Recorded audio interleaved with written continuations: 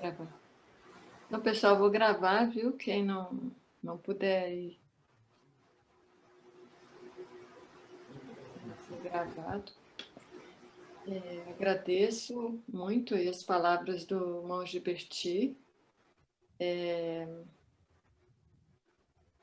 Agradeço a presença aqui de todos, né? Todos conhecidos, alguns eu não conheço, outros comecei a conhecer depois da pandemia com os encontros online.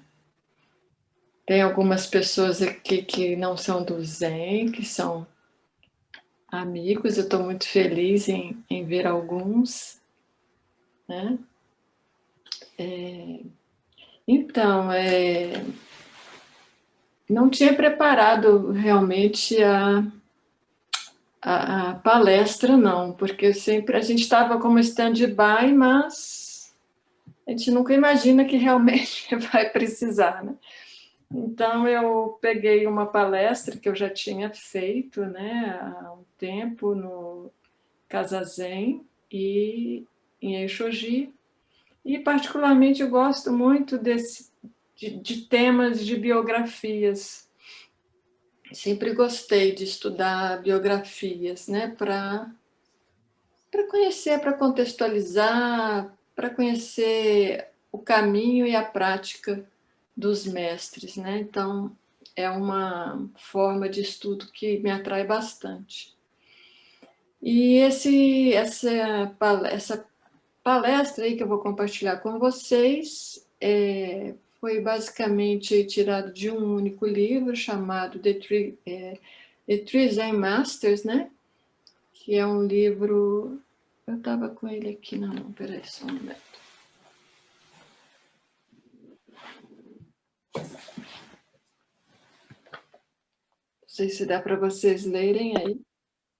É um livro que infelizmente já está esgotado, né? De John Stevens, ele é o mestre também de Aikido, me parece, alguma arte marcial, morou no Japão, ainda mora também, é professor lá.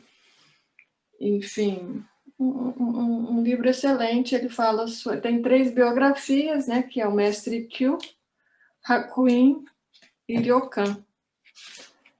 E Kyu, né, já é mais do século XIII, Hakuin, que é século XVII, e o que eu vou falar hoje, vou trazer para vocês, que é Ryokan Taigu, que é o mestre da nossa escola Soto Zen, e é mais recente, né? Já é agora aqui do século XIX, né? Finalzinho do século XVIII e início aqui do século já XIX. Então, a gente tem muitos relatos, né? Então, já é uma data assim mais próxima. Então, eu vou compartilhar com vocês aqui a apresentação em PowerPoint. Deixa eu ver aqui. Como é que eu faço? Compartilhar. Agora você tem que me autorizar a compartilhar a tela. Berti, coloca a Paty como host.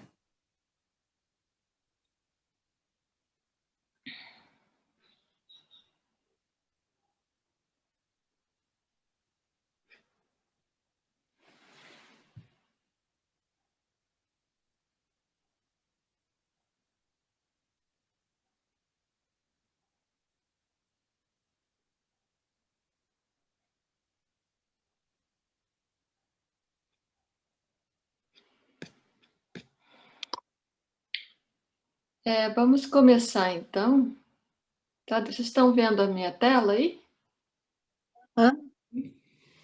Sim. Então, esse monge aí que está na tela aí de fundo. Deixa eu aumentar um pouquinho mais aqui. Apresentação.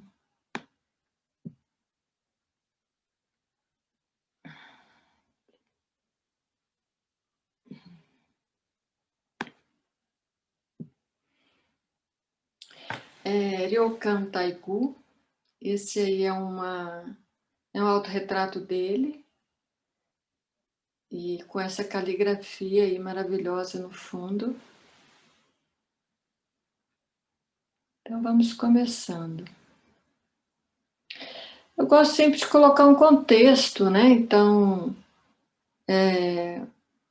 contexto histórico, né? Do Japão, da Soto Zen, no caso, né? O nascimento, depois vou falar do nascimento, como é que foi a infância dele, a educação, a família, a vida como monge, depois as poesias, as cartas e as caligrafias, né?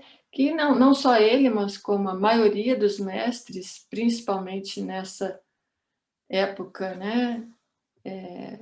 Antes da tecnologia, da comunicação, né? As cartas eram formas, né? As caligrafias, as poesias de ensinar, né? A vida dele como monge medicante, alguns aspectos dele, né? Com as crianças, a velhice dele, uma outra fase de Ryokan com a monja Tenshin e a morte, né? Então vamos lá. Só para contextualizar um pouquinho como é que foi a história do Japão, a vida dele ocorreu aí no período Edo, que é essa fase aí de 1600 até 1868, que foi, né, depois de Tokugawa. Para vocês lembrarem, né, a sociedade aí nessa época é dividida em 4 classes, né, samurais, camponeses, artesãos e comerciantes. Em 1633, né, então logo no iniciozinho do período Edo, o Tokugawa ele proíbe, né, a entrada de navios estrangeiros, principalmente, né, os portugueses, espanhóis, enfim, Holanda, todos os estrangeiros, né, é proibida a entrada.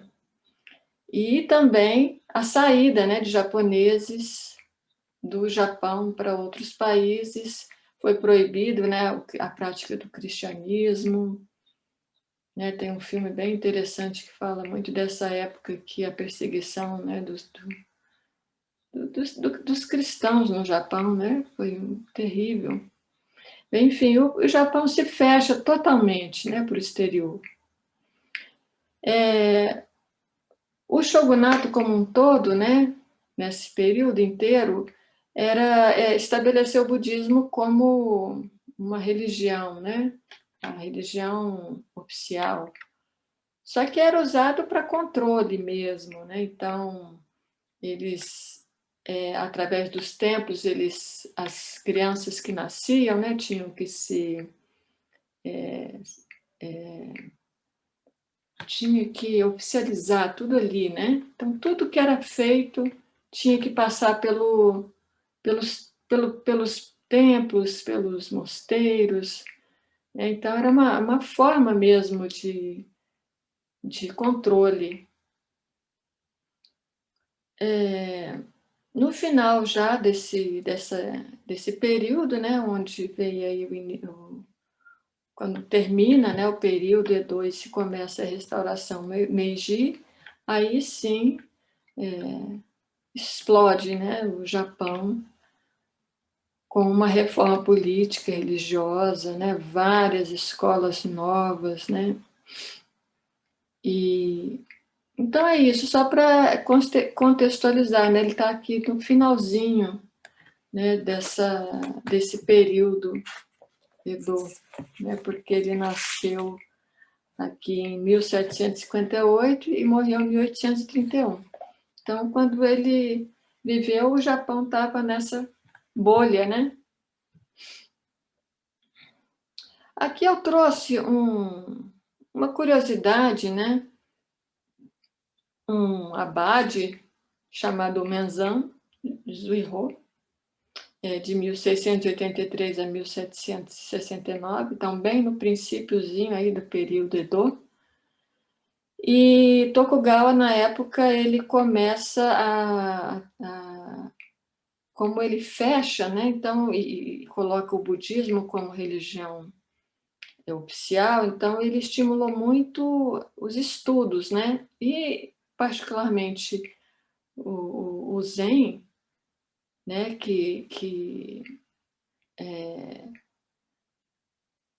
tinha muita influência, né? De outras escolas, não tinha uma identidade muito forte, principalmente a Soto Zen, né? Nessa época já. Então, assim, foi um período, né, que o Zen teve uma influência muito grande, né, dos chineses, né, das poesias, dos ensinamentos, e a Soto Zen, né, já que é o contexto histórico da Soto, né, da nossa escola. Então, ele estava passando por uma série de reformas, né, e voltando, né, às origens, no caso da nossa escola, o mestre Dogen. Então, esse abade, né, esse monge, ele foi um estudioso de mestre Dogen. Por incrível que pareça, o mestre Dogen era só passado assim, era quase que um segredo, né? Então era só passado para alguns monges, de mestre para alguns monges, ficava muito preso ali a esse ensinamento muito limitado a pequeno círculo de pessoas. E ele veio e fez esse movimento, né, de buscar os ensinamentos de Mestre Dogen e colocar ele para monges, né, e para leigos também. Então, ele, inclusive, tem um livro bem famoso para... Não sei se eu escrevi aqui o nome, acho que no próximo slide tem, mas aqui tem esse movimento aqui que fala Foucault, né, que é voltar para o velho. Então, Menzan Zuirô foi muito importante para que Ryokan pudesse ter acesso ao Soto Zen já bem estruturado nos ensinamentos de Dogen.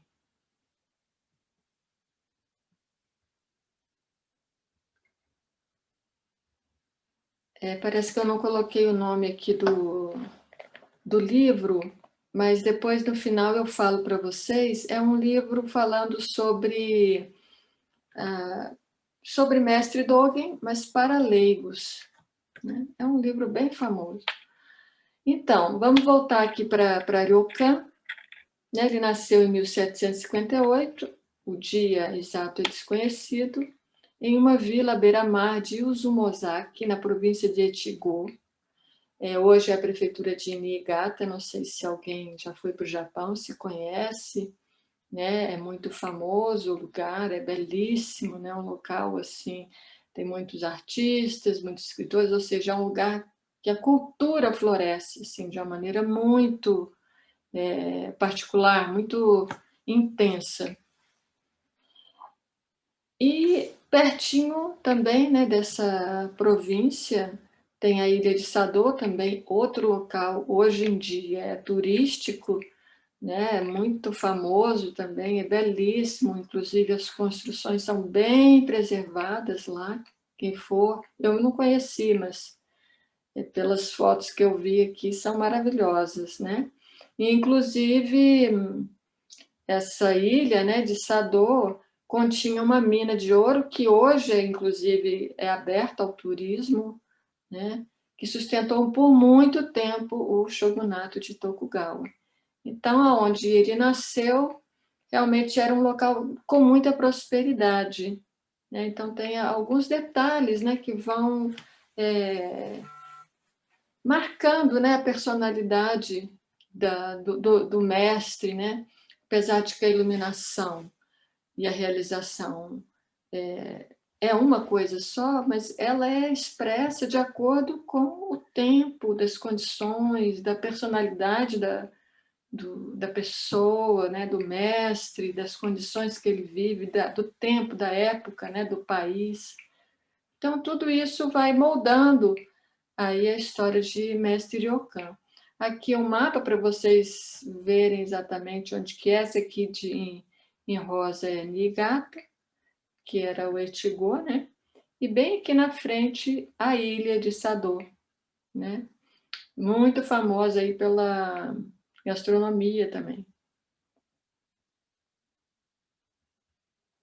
E vamos lá para a infância, né? Então, o pai era um político, né? Ele era o chefe hereditário aí da vila Izomozaki, era um monge shintoísta, também escrevia, né? Tem uma certa associação aí com a escola de haiku de Basho. A mãe, para variar, né? Sempre é assim, né? A gente nunca sabe quem foi a mãe das pessoas, sempre o pai, mas a mãe fica meio perdida. A gente conhece um pouco da história da mãe pelas poesias dele. Então, a mãe dele é Hideko, nasceu na ilha de Sado, aquela que a gente comentou aí atrás. Ela tinha 4 filhos e 3 filhas, né? E Ryokan era o mais velho. Em sua infância foi uma criança quieta, estudiosa, então ele já tinha um perfil mais introvertido e amava ler, né? Nessa época, né, era muito comum o estudo confucionista, né, na educação, então era muito se estudava muito chinês, e o confucionismo a essa época era bem forte para educar. E aos 10 anos ele já vai, né, para os estudos e se apaixona pelos clássicos, né, tanto da China como do Japão. Em especial, confucionismo ele tinha bastante gosto, né? Então, aqui, com o seu primeiro professor, né, na escola, né, o Mori Shio, ele desenvolveu aí esse amor que eu estou falando, né, pelos clássicos de Confúcio, e prosseguiu esse amor aí por toda a vida dele. E assim, aqui eu coloquei essa frase aí um pouco, ao ser levado pela mãe para brincar, acabava sendo encontrado lendo os analectos debaixo de alguma lanterna. Então, para mostrar como que era a maneira dele, né? A forma de ser de Ryokan. Né? Ele tinha um amor pela leitura e pelo estudo maior do que o social. Né? E interessante a forma como ele via Confúcio, né? Não era aquele protótipo da ortodoxia, né? Do corretismo austero, né? Acho que aqui a maioria das pessoas conhecem um pouquinho do confucionismo, né? Então uma coisa bem austera, né? Da ética, do comportamento, da educação. E aí ele fala, né? Que não concorda com esse protótipo passado, mas se identificava Confúcio mais como um buscador, né, independente, modesto, afetuoso, que foi injustamente condenado por seus contemporâneos. Né? Acho bem interessante essa maneira de pensar, bem autêntica e independente do mestre, né, Ryokan. Aqui eu peguei essa figura bem interessante, né, uma pintura, na verdade, de Echigo, que é essa província onde ele nasceu, porque, como era no litoral, né, tinha essas formações aí geográficas, né? Então, ela fica próxima próxima não, né? Ela está ali no Mar do Japão. O Mar do Japão, ele é bastante agitado, né? Bem, então ele gostava disso, de sair e ficar andando aí por essas colinas aí, por esses, não sei como é que se chama isso, são falésias, mas são essas visões assim e paisagens muito bonitas, né? Então ele gostava de passear, né? Saía e ficava andando e olhando aí esse mar agitado. do mar do Japão, né? Tempestuoso, agitado, ou de devaneios silenciosos sob os pinheiros do jardim da sua casa. Embora seu pai estivesse ansioso para passar o cargo, né? Porque ele era o mais velho, assim que ele tivesse idade, Ryokan não tinha, né, as habilidades necessárias para herdar esse cargo, né, de político, ainda mais a essa época, né? E ainda mais contando aí que era uma religião oficial, enfim, então essa natureza dele bem conciliatória, né, sincera, tímida, não combinava muito com o que o cargo exigia. Inclusive eu coloco aqui, né, que tinha que ser testemunha, né, de execuções, né, por crime. Então o prefeito, né, entre aspas, da cidade, então estava bem envolvido nessas situações que Ryokan jamais teria habilidade para lidar. Bem, então, em 1775, então eu não fiz as contas aqui em quantos anos. Foi 58, 68. Foi com 20 e poucos anos, né? Até que foi tarde em relação à época. Mas então, tem muitas histórias, né, que falam sobre essa decisão em se tornar monge, porque ele não tinha essa vivência assim, com a religião, mas tem algumas histórias contadas, né, dessa decisão. Então, uma delas, né, é esse quando ele olha a ilha de Sado, como eu disse para vocês, né, é muito bonito, é a terra natal da mãe dele. Então, ele escuta o badalar de um templo e esse som ecoa no coração dele, né, de uma maneira muito distinta. E, nesse momento, ele descobre essa vocação e, em 75, ele se torna monge. Né? Ou seja, é bem um pouco figurativo, né? Mas é exatamente esses momentos que a gente passa na vida, né? Em que te chama, alguma coisa te chama e te dá um sentido na vida, né? De buscar alguma coisa que ecoou, né, no coração de uma maneira diferente. Dizem, né, também, isso é baseado em escritos, nas cartas, né, enfim, coisas que a gente pega aí na biografia, que ele teve uma fase de Dom Juan, né, antes de se tornar. Isso aí é uma outra, vamos dizer assim, uma outra historinha, né, de como que ele se tornou monge. Então, essa fase, né, de Dom Juan que ele passou, de acordo com alguns escritos, ele estava aí com... Eu coloquei festa aqui, mas na verdade não era festa, né? E geishas também não é exatamente o que a gente imagina aqui, né? Não tem um comparativo, né? Geishas eram mulheres extremamente cultas, né? Com uma cultura assim de cerimônia de chá, de costura, de arte, de leitura, de poesia, extremamente estudiosas, né? Então, eram locais onde as pessoas conversavam, né?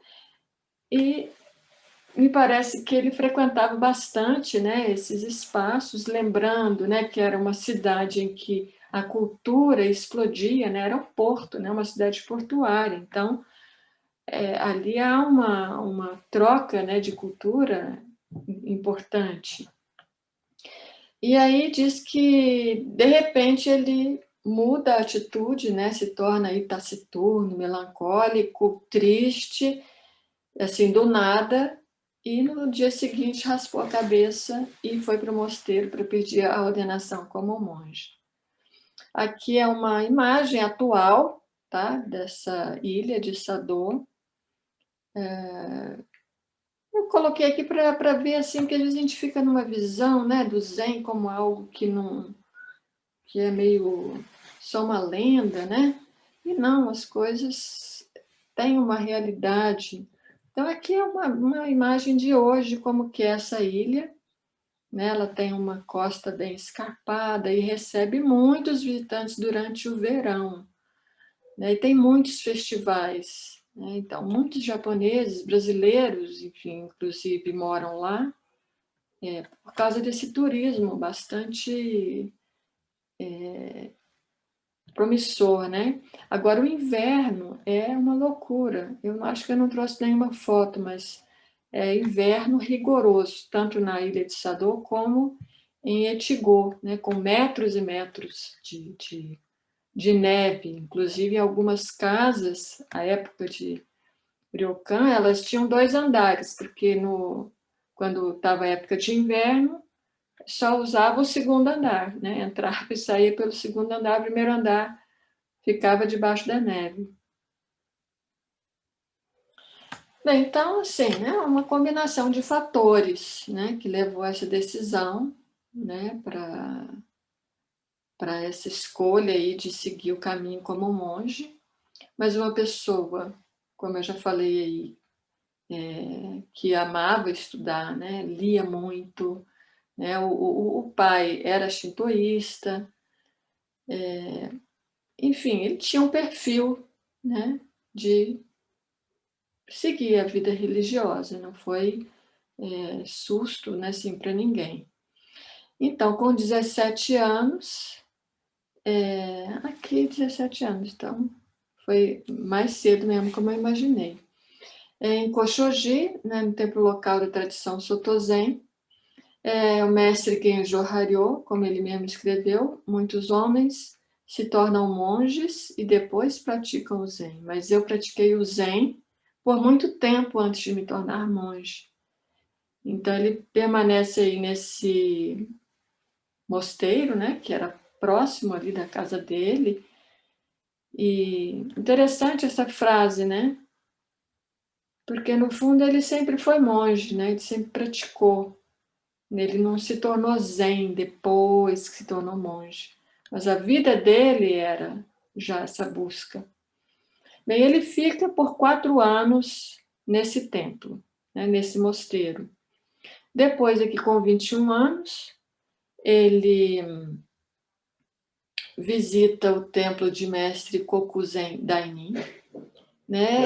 Era, nessa época, os mestres costumavam viajar muito, né, para dar palestras, e Ryokan ficou impressionado, né, com o mestre Kokuzen Dainin, um grande mestre, e pede, né, permissão para se tornar seu discípulo. Ele aceita e vai então para o templo de Entsuji, que é na província de Okayama, mais ou menos próximo ali. Ele fica 12 anos, então ele ficou 4 anos naquele outro templo local, e agora mais 12 anos devotados à prática. Lembrando que já tinha toda a prática que a gente vê hoje no Japão, né? Trazida aí para aquele mestre, né? Que trouxe as condutas, né? Do mosteiro realmente na prática, né? Estava perdido. Então, ele já tinha, então, para quem é monge, conhece, né, um pouquinho da história, as tradições, assim, de Tenzou, todas aquelas maneiras, né, de sentar, de deitar, de estudar, de comer, né, nos tatames. Então, tem os sinos, enfim, toda uma prática já bem estruturada quando ele treinou. Bem, então ele fica 12 anos, né, sobre a orientação, era muito rígido esse mestre, né, talvez um dos mais importantes dessa época, né, de Soto Zen, talvez do século, né. Entsuji era um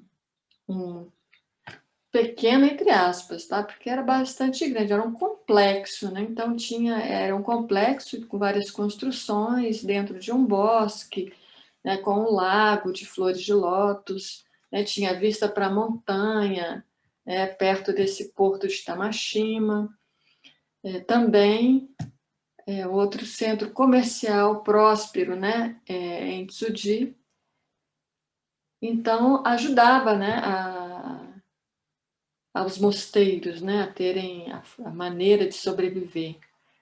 E tinha muitos monges, né, nesse mosteiro, sempre 40 monges em treinamento, nunca menos do que isso. Hoje, né, eu trouxe algumas fotos de como é esse mosteiro hoje, né, em Tsuji. Vendo, era um complexo, são várias construções. E aqui, essa aqui do meio, é uma pedra, né, com poesias de mestre Ryokan, né, tem várias, né, na cidade mesmo, lá de Niigata, tem estátuas, tem um monte de coisa em homenagem a ele. Isso só para a gente ter uma ideia, né, da importância de Ryokan na escola Sotozen, no Japão, né? Bem, e aí, como é que ele viveu como monge, né? Então, durante sua vida, né, 12 anos em Itsuji, ele se aprofunda nos estudos, né? Sutras, poesia, caligrafia, mas, assim, a especialidade dele era Dogen Zenji. Durante um curso dado por Kokuzen sobre o Shobogenzo de Dogen, essa grandiosa obra do fundador da escola Soto no Japão, então, nós, inclusive, estamos fazendo um curso muito de excelência mesmo, com o professor Joaquim Monteiro, né, de Shobogenzo. Algumas pessoas daqui estão fazendo, estudando essa obra de Shobogenzo. Chama-se de Dogen, chamada Shobogenzo, que é o fundador da nossa escola, né, da Sotozen. Bem, então, ele tem uma experiência, né? Aqui a gente coloquei revelador, mas na verdade é um insight, são pequenas iluminações e decisões que as pessoas tomam, né? Com alguns momentos. No caso dele, essa experiência foi com uma palestra, né? Um Teisho de Shobogen, do Shobogenzo, do mestre Dogen. Então a obra não era só um livro para se ler, para estudar, né? Mas de colocar em prática, né, a disciplina Zen.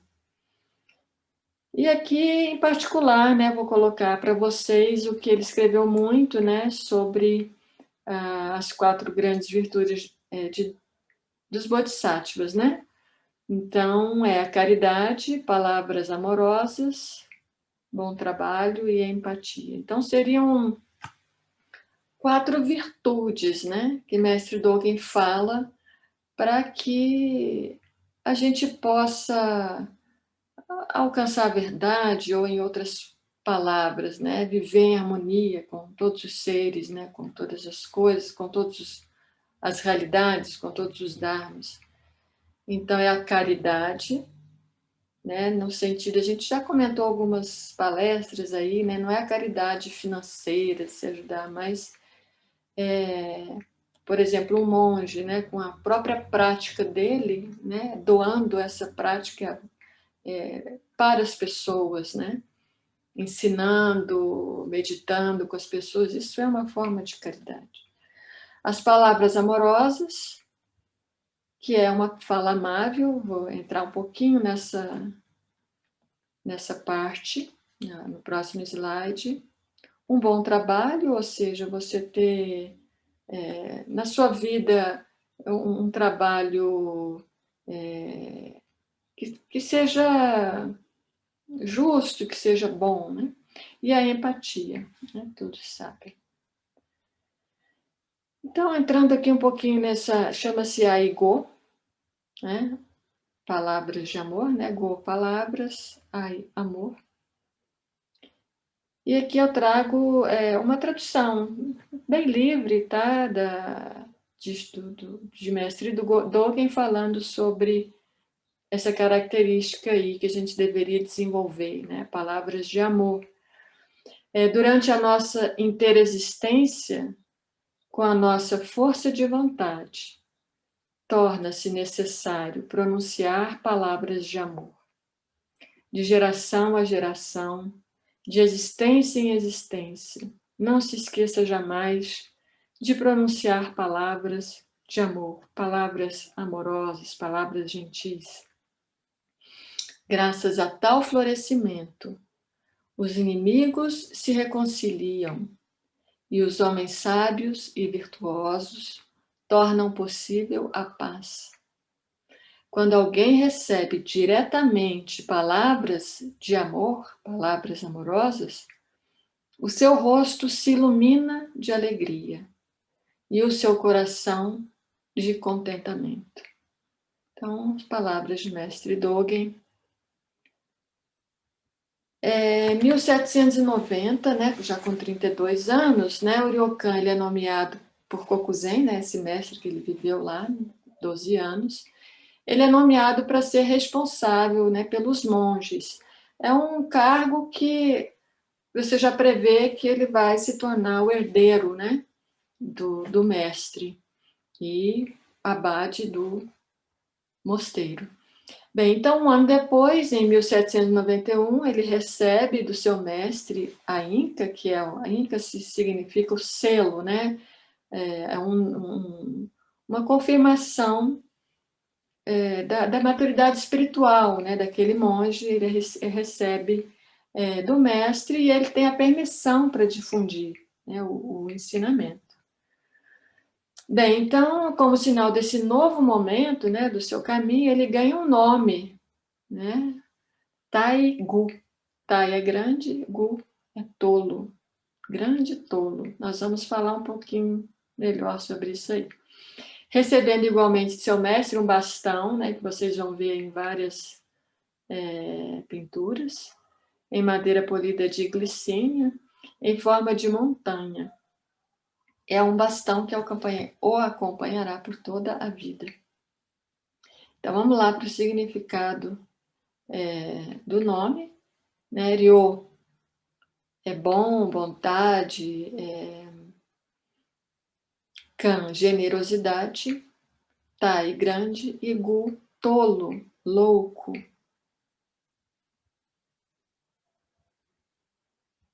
Então vamos lá, aqui é o poema que Mestre Kokuzan escreve para explicar, né, esse nome. Então ele fala, Ryo parece tolo, mas ele percorre o amplo caminho. Desembaraçado, livre. Quem consegue sondá-lo? Presenteio este certificado junto com este bastão de madeira de montanha. Onde quer que vagueie, ele vai manter a paz conquistada dentro dessas paredes.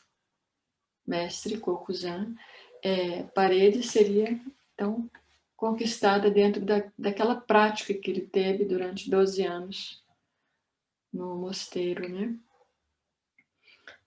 Mas, de uma certa forma, o Mestre Kokuzan ele já quase que prevê, né? Um pouquinho aí da história de Ryokan, né? Colocando esse bastão de madeira, de montanha, né? E livre. Então, onde quer que vagueie, ele vai manter a paz conquistada dentro dessas paredes. Para mim, já quase um prenúncio da vida de Ryokan, que Kokuzen já vislumbrou. Né? Bem, em 91, né, um ano depois, ele morre e Ryokan deixa de surgir. Né? Então, quando ele viu que iria passar para ele, ele sai e vai em uma longa peregrinação. Então, em 92, Ryokan recebe a notícia que o pai tinha suicidado, né? Ele teve que apresentar, né, um trabalho que denunciava uma intriga de política e corrupção, né? Como eu falei para vocês, né? Ele era prefeito, né? Entre aspas, da cidade, e ele provavelmente descobriu aí alguma tramóia, alguma intriga e denunciou, né? E em seguida cometeu suicídio, que era muito comum à época, infelizmente comum até hoje no Japão, né? Esse comportamento, jogando-se no rio Katsura, aparentemente para chamar a atenção ao seu protesto. Ryokan foi até lá, realizou os serviços funerais e continuou a sua peregrinação por 5 anos e tem poucos registros sobre esse período dele. Como herdeiro, né, do mestre Zen, naquela época, o Ryokan poderia ter assumido o cargo de abade, mas os anos de pobreza e liberdade nos campos o livrou dos constrangimentos pelos quais passaria, né, como encarregado de um templo, na verdade, um mosteiro.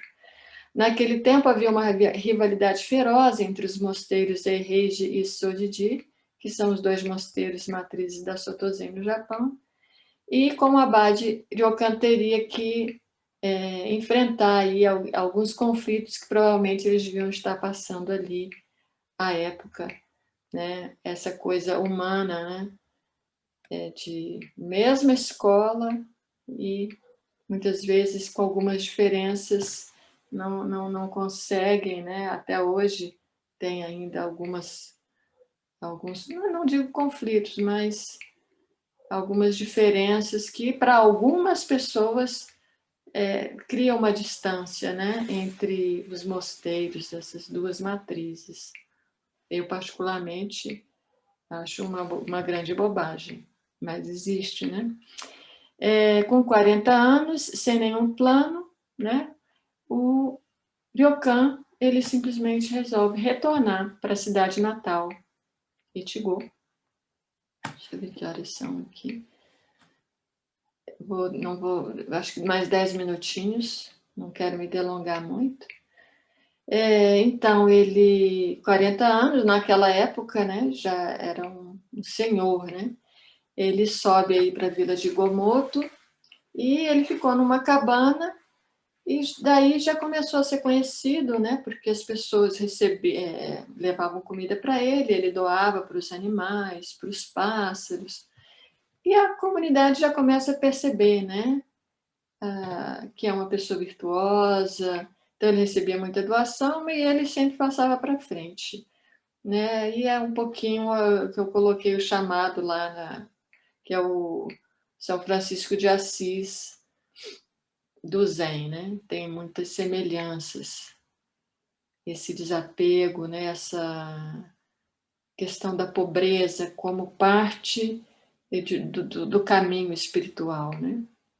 A pobreza não a pobreza da miséria, né? Mas essa pobreza do desapego. Então, muitos moradores achavam as feições desse monge incomum, muito familiares, e ele foi reconhecido, né? Que era justamente lá o filho do prefeito, enfim, ele chegou e não falou para ninguém. Então, tudo isso aí já mostrando, né? Como que ele era um monge realmente, né? Da profundeza mesmo dele. E foi reconhecido, mas nunca quis retornar, né, à família, ao lar. Também uma característica, né, dos monges, né, que saem da família para buscar.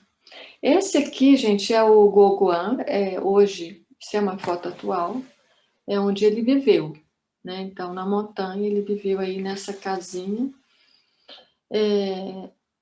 por aí 12 anos, né? Ele viveu em vários pequenos mosteiros, né? Na peregrinação, enfim, e ele se estabelece em Goguan, que é essa pequena construção, né? No meio da floresta, não é na cidade, ele se afastou, né? Muitos pinheiros, cedros, e atrás desse templo aqui, o Kokujoji, no Monte Kugami. Então, esse nome significa 5 xícaras, né, que é a quantidade de arroz recebida a cada dia pelo primeiro monge Shingon do templo Kokujoji. Então, era uma construção, na verdade, deste mosteiro, né, que nem era da Soto, era dessa linha aí do Shingon. Então, vamos seguindo. Em uma ocasião, Ryokan, ele foi roubado em sua cabana, né? E deu ao jovem ladrão tudo que ele tinha. E desejava que pudesse dar o brilho da lua que avistava de sua janela. Então, essa é uma das mais famosas poesias de Mestre Ryokan, né? O ladrão a deixou para trás, a lua na janela. Então, isso é uma marca, né, de Mestre Ryokan,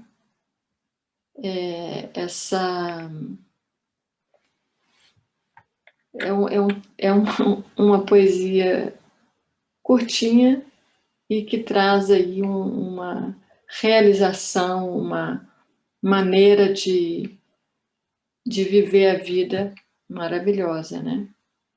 Ele coloca aqui na poesia dele. Em local de admirável atmosfera, Ryokan reafirma sua vocação de monge, né? Um local muito bonito, e foram os anos mais felizes da vida dele, onde ele encontra a maturidade espiritual, artística. Então, à época, ele recebia de presente papel, caneta, pincel, e ele passava o dia fazendo caligrafia, principalmente. São famosíssimas as caligrafias, e são valiosíssimas hoje em dia. E, inclusive, à época também já era famosa e valia uma boa fortuna. Então, muitas vezes a pessoa ia lá pedir para ele fazer a caligrafia, né? Bem, então aqui mais uma poesia dele, né, traduzida aqui para o português, né, do japonês para o inglês, aí eu traduzi aqui para o português. Desde quando cheguei a esse lugar, muitos anos se passaram. Quando estou cansado, descanso. Quando estou bem, pego as sandálias e caminho. Não me preocupo com o louvor dos outros, nem me lamento de seu desprezo. Com esse corpo recebido dos pais, abandono-me ao meu destino alegremente. Ryokan, então, ele é o tipo de mestre que não teve discípulos, né? Então, ele não ordenou nenhum monge, nunca proferiu sermão, e a vida dele era o que a gente chama de monge mendicante. Isso é uma prática, né, do Zen, é você ir à vila, às casas, né, com uma tigela, cantando sutras, e as pessoas fazem as doações. Então, essa é uma forma tradicional, né, de se fazer mendicância. Então, ele era realmente um monge mendicante. Ele sobrevivia disso. E expressava-se através das poesias que foram avidamente colecionadas e preservadas pelas pessoas ao redor. Isso que eu falei para vocês, né? Sua maestria e conhecimento da poesia clássica chinesa e japonesa, além da caligrafia, eram admirados pelos eruditos e intelectuais, né? Lembrando novamente que era um local onde a cultura era muito alta, e eles iam justamente só para visitar e conhecer Ryokan, suas caligrafias, suas poesias. Aqui é um autorretrato, né? Acho bem interessante. E a caligrafia dele, né? É muito interessante porque o japonês, né, o chinês, eles têm a escrita, ela não é apenas letras, né, seguidas de letras que formam uma palavra, né?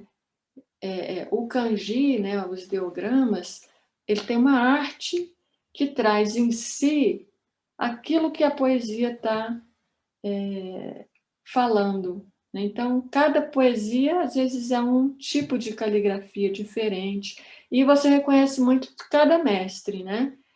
Como que é a caligrafia dele e a personalidade daquele mestre. Eu não conheço, né, muito, mas ele aí escreve aí com os ideogramas chineses clássicos, enfim, que tantas pessoas buscavam, né? Aqui também há um retrato feito dele, né, uma pintura, aqui em 1884, 1978, já ele mais velho, né? Então ele praticava caligrafia praticamente o dia inteiro, né? Ele usava o dedo para traçar caracteres no ar, na areia, né? E devido ao alto valor de sua caligrafia, as pessoas pediam constantemente amostras de suas pinceladas. E aqui uma frase, uma poesia a esse respeito. Raspei minha cabeça, tornei-me um monge zen, e passei anos fazendo meu caminho através das ervas daninhas. Mas agora, tudo que as pessoas me dizem é: faça-nos uma caligrafia, escreva-nos um poema. Desde jovem deixei tintas e pincel, desejoso de seguir a vida dos sábios. Com um bastão e uma tigela, peregrinei por muitas primaveras. Então essa é a época, né, que ele peregrinou, quando o mestre dele morreu. Voltando à região natal, vivo sozinho numa cabana sob as montanhas. O canto dos pássaros é a minha música, as nuvens do céu, os meus vizinhos. Na água que brota da rocha, lavo os meus velhos panos. Os pinheiros e os carvalhos da montanha fornecem-me a lenha. Na tranquilidade e na paz passarei os meus dias por toda a vida. O alimento, né, Ryokan uma vez escreveu, ele deveria ser recebido como as abelhas colhem o néctar das flores. Deve-se mendigar discretamente como o luar ilumina um campo. Em seu ideal despojado de vida eremítica, né, e mendicante, Ryokan pautava-se por 3 grandes objetivos. Então, a meditação, a liberdade e a compaixão. Bem na linha aí dos grandes mestres, né? Shakyamuni, né? Buda, Bodhidharma, Dogen, enfim. Como síntese de seu ensinamento, uma vida simples, desapegada e preenchida de dom e compaixão. Não precisava de muito para ser feliz, mas pequenas e singelas coisas do cotidiano. Então, mais uma poesia. Minha casa esconde-se na floresta. A cada ano, a era se avoluma sempre mais. Não me chegam as notícias do mundo. Sinto apenas o canto dos mateiros, exposto ao sol. Remendo minhas vestes, contemplo a lua, canto hinos sagrados, né? Sutras. Esse é o meu conselho. Poucas coisas bastam para ser feliz. Bem, a caligrafia ainda é mais admirada, né, do que a poesia, né? Então vocês viram ali, né, bem fina, né, bem contínua, assim. Então traz esse espírito, né, da realização dele através da caligrafia, por isso tão famosa. Ryokan dizia, né, que ele não gostava de ser taxado, né, de poeta. Então ele fala: quem diz que os meus poemas constituem poesia? Esses poemas não são poesia. Quando conseguirem entender isso, então poderemos começar a falar de poesia. Minha vida é simples, confiada ao querer do céu. 3 porções de arroz no alforge, um feixe de lenha na lareira. Nenhum traço de ciência ou ignorância, fama e riqueza não são senão poeira. Chove essa noite em minha cabana, estendo as pernas ao meu prazer. Livre das paixões, me aconchego contente. Nada pode apagar os meus desejos. Um pouco de verdura basta para minha fome. Uma veste para agasalho no inverno. Quando caminho, seguem-me os servos. Canto e as crianças respondem-me em coro. Lavo o meu rosto sob a rocha. Conforto-me com os pinheiros da montanha. Bem, então essa parte mais eremita, né, de Ryokan, mas temos outros aspectos de Mestre Ryokan que são muito, muito bonitos, né, e tão intensos quanto. Aqui ainda essa questão do monge mendicante. Então, os monges à época, né, como eu falei, cantavam sutras, ia de casa em casa com a tigela, enfim. E Ryokan ele não fazia mendicância dessa forma, ele fazia de uma maneira muito livre. Então, eu vou falar um pouquinho aí, um pouquinho depois. Vou pular aqui. Essa poesia é belíssima, porque eu já queria passar para outro aspecto do treinamento dele. Não é que eu não queira misturar-me com os outros, mas viver sozinho na liberdade é um caminho melhor para mim. Quando penso sobre a miséria daqueles no mundo, suas tristezas tornam-se minhas. Oh, que este meu manto de monge fosse amplo e bastante para recolher todo o sofrimento das pessoas neste mundo flutuante. Né? É fantástico, né? Deixa eu ver aqui. Aqui também é um autorretrato. Aqui é bem famosa essa história, né? Que ele deixava uma parte do corpo dele fora do mosquiteiro para que os insetos pudessem se alimentar. Eu vou pular aqui, porque senão... Aqui, quando tinha um visitante, né? E ele foi comer junto com o Ryokan, e o visitante fala, não come essa comida que está estragada, cheia de larvas. Aí o Ryokan responde, não, tudo bem, eu deixei as larvas escaparem antes de comer e o gosto está ótimo. Né? Imagina. Eu vou passar isso aqui porque senão não vai ficar muito longo. Aqui, vou comentar um pouco sobre essa poesia. Sakura no Uta, é canção de Sakura, que é as cerejeiras, né? E ele fala que solstício de verão, eu ando com meu cajado, velhos fazendeiros me avistam. Fazendeiros seriam as pessoas, né? As que moravam ali. Não é bem fazendeiro, mas... E me chamam para uma bebida. Nós sentamos nos campos, usando folhas para pratos. Agradavelmente bêbado e tão feliz, eu adormeço pacificamente, espalhado em um banco de arroz. Bem, isso aqui é muito, muito comum no Japão, né? Essa convivência com a comunidade. E ele, particularmente, tinha essa convivência com a comunidade muito intensa, né? Então, aqui, né, nas rondas, ou seja, quando ele ia para a vila, né, para fazer a mendicância, ele ajudava, ele entrava na casa das pessoas, trabalhava na cozinha, ajudava, né, a limpar os vegetais, cortar lenha. E se não tivesse o que fazer, ele sentava em zazen, em algum canto da casa. Acho que todo mundo queria que ele fizesse isso, né? E tratava também as pessoas, né? Ele era um fitoterapeuta, né? Um cuidador, um curandeiro, tratava com moxa, com ervas. E quando pediam para ele voltar no dia seguinte, ele respondia invariavelmente: desculpe-me, sem promessas. Nunca sabemos o que trará o dia seguinte. Aqui foi um relato que foi colhido aqui de uma pessoa da comunidade. Então ela fala: quando o Ryokan nos visita, é como se a primavera chegasse em um dia escuro de inverno. Seu caráter é puro e ele é livre de duplicidade e malícia. Alto e magro, Ryokan parece um dos imortais da antiga religião e literatura. Não há um leve traço de beatice nele, mas irradia calor e compaixão. Ele nunca fica bravo e nunca escuta as críticas de outros. Sua voz é sempre clara e brilhante.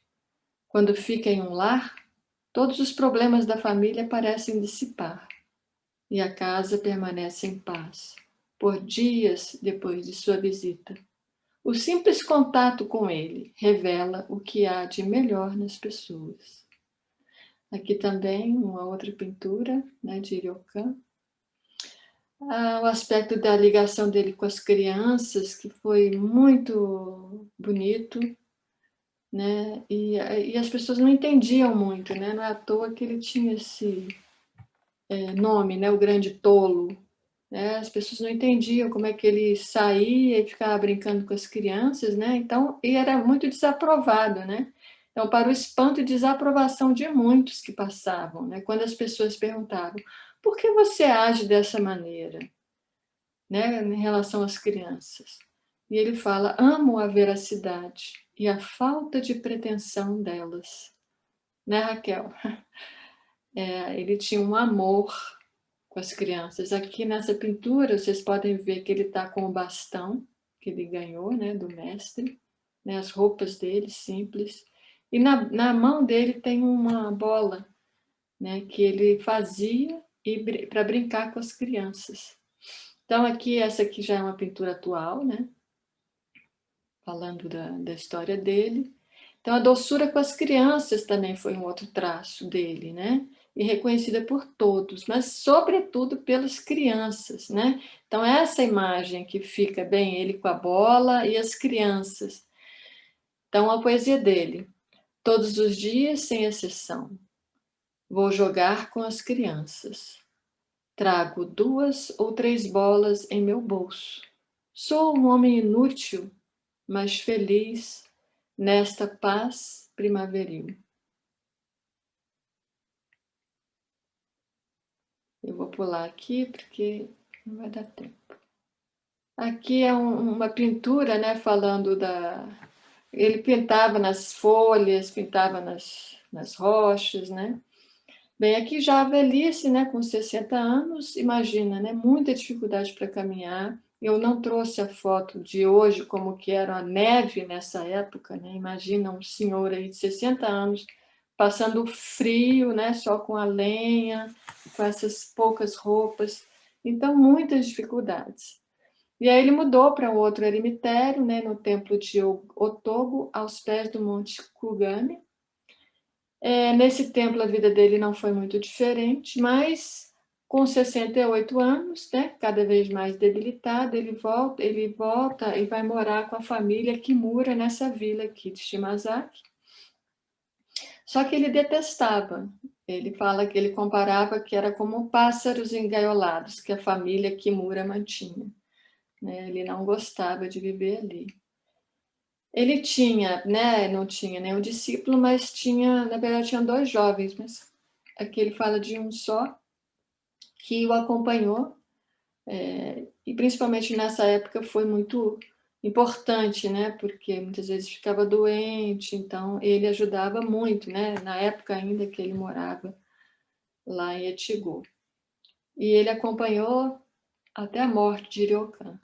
Aos 70 anos, tá, gente? O que acontece? Ele encontra uma monja chamada Tenshin nessa residência que ele fala que estava preso como um pássaro na gaiola. E eles têm uma relação de amor, né? Eles se apaixonam. E ela era bem mais nova do que ele, bem mais nova, devia ter seus 20 e tantos anos. Né? Era uma ligação platônica, obviamente, mas foi muito profunda, né? Ele fala que Kyo com a senhora Mori, também outro mestre que teve um relacionamento com a Mori, mas aí na época ele era já mais novo, né? Não essa relação platônica com a Muriokan. Então eles ficavam juntos, compondo poemas, conversando, passeando, e fizeram muitas poesias juntos. Eu só vou ler essa, porque senão vai ficar muito longo. E aí eles faziam, né? Tenshin fazia e Ryokan respondia. Então, quando Tenshin encontrou Ryokan pela primeira vez, era realmente você que eu vi? Ou é esta alegria que eu ainda sinto somente um sonho? Né? Isso é Tenshin. E Ryokan responde, né, em poesia. Neste mundo de sonhos, nós dormimos e falamos de sonhos. Sonhe, continue sonhando, tanto quanto desejes. Isso é Ryokan. E vai só mais uma, né? Aqui contigo eu poderia ficar por dias e anos incontáveis, silenciosos como o brilho da lua. Nós a olhamos juntos. Se tem Shin, né? E Ryokan responde. Se seu coração permanece imutável, ficaremos ligados tão fortemente, assim como um vinho infinito por anos e anos. Aqui é um retrato, uma pintura, né, dos dois, ele bem velho, né, e ela novinha, e conversando, né, trocando as poesias, né, essa pintura aqui essa época aqui. Vamos passando aqui a morte, né, Ryokan morreu na manhã do dia 6 de janeiro de 1831, né, aos cuidados de Tenshin Rensho, aquele monge que o acompanhou. E o último poema dele, Meu legado, o que será? Flores na primavera, o cuco no verão e as folhas carmesins do outono. Eu não abordei aqui, mas ele tem vários poemas falando das estações que são belíssimos, né? Essa é uma pintura que eu acho fantástica, maravilhosa, que é dele, né, de Ryokan. Ele tinha esses traços assim mais primitivos, né, que é Buda, né, Niparanirvana, né, quando ele morreu, que não era muito comum, né? Ele não pintava, ele fazia mais poesias. Então tem um certo humor aqui, né? Bem, então aqui é o último slide, né? Ryokan é lembrado pela profundidade de sua iluminação, que manifestava-se no espírito da aceitação e igualdade que ele mostrava a todos, desde funcionários públicos, na verdade, pessoas, né, de alto padrão, a prostitutas. São coisas que não necessariamente, mas para demonstrar aí essa igualdade, né, todos eram iguais. Brincava com as crianças e compunha poesia em louvor à natureza. Renomado por sua caligrafia, vivia em extrema simplicidade e mostrava amor por todas as coisas viventes, a ponto de deixar ladrões roubarem livremente suas posses, e deixando durante a noite uma perna fora do mosquiteiro para alimentar os mosquitos. Aqui é uma estátua do mestre Ryokan, né? Hoje lá em Nishijima, e agradeço, desculpa aí a palestra longa.